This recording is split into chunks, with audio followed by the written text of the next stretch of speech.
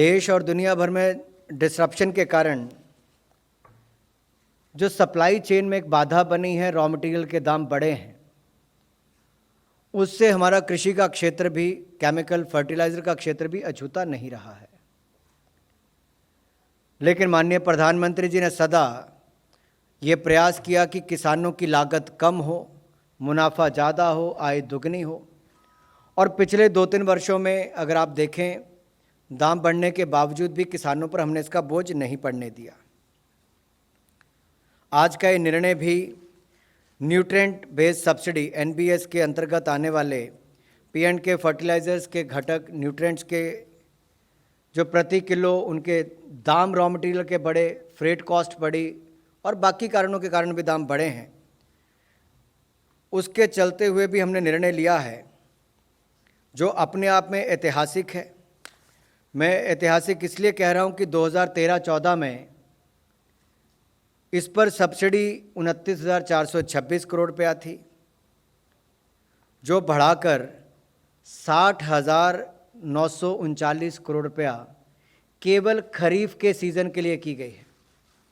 60,939 करोड़ रुपए की subsidy DAP पर और P&K फर्टिलाइजर्स पर केवल खरीफ सीजन के लिए की गई है।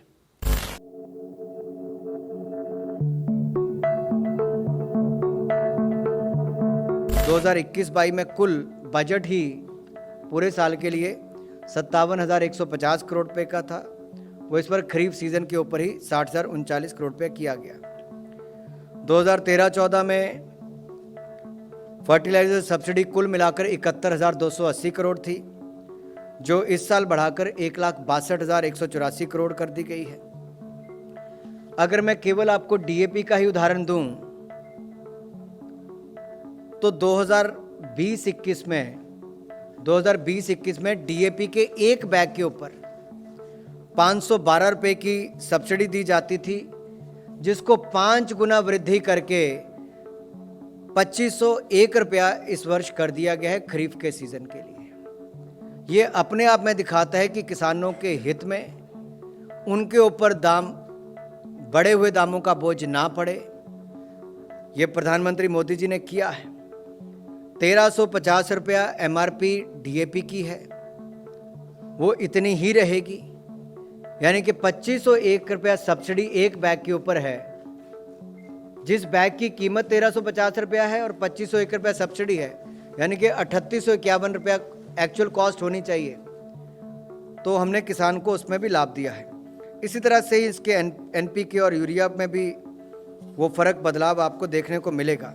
2021-22 में पूरे साल में 57,150 करोड़ रुपए की सब्सिडी थी P&K पर। इस साल केवल 6 महीने के लिए 60,939 करोड़ रुपए की सब्सिडी हमने तय की है। ये अपने आप में बहुत बड़ी। प्रति बैग भी DAP की देखेंगे तो उसमें भी जहां 501 रुपया थी, 512 रुपया थी, उसको बढ़ाकर 2,501 रुपया की गई है।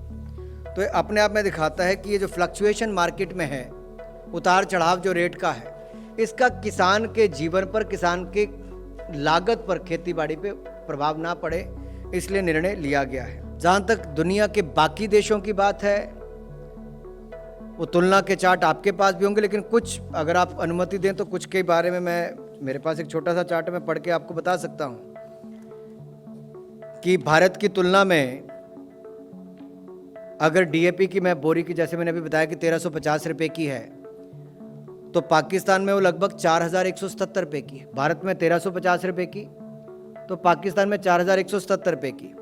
इंडोनेशिया में 9,700 रुपये की,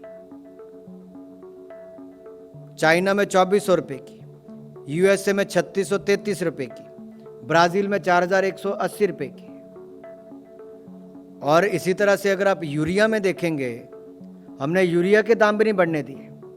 मैं DAP के अलावा ये भी कह रहा हूँ, हालांकि यूरिया में भी देश और दुनिया भर में बहुत दाम बढ़े हैं, हमने वो भी 266 रुपये ही प्रति बैग रखा है, जबकि पाकिस्तान में वो 791 रुपये है, इंडोनेशिया में 593 रुपये है, चाइना में 2,100 रुपया है, USA में 3,600 रुपया है, बांग्लादेश में 719 रुपया है और ब्राज़ील में 3,600 रुपये है। कहाँ 260 रुपया और कहाँ पे 3600 और 7000 रुपये के लगे। तो ये अपने आप में दिखाता है कि भारत ने, यानी कि मोदी जी की सरकार ने किसानों के हित में लगातार कैसे निर्णय लिए। किसानों की इनपुट कॉस्ट यानी कि उनकी लागत नहीं बढ़ने दी, जिसमें से एक बहुत बड़ा हिस्सा डीएपी का और फर्टिलाइज़र और खाद का, यूरिया का है। तो हमने इसको बड़ी गंभीरता के साथ लिया है और कहीं पर कमी भी नहीं आने दी है।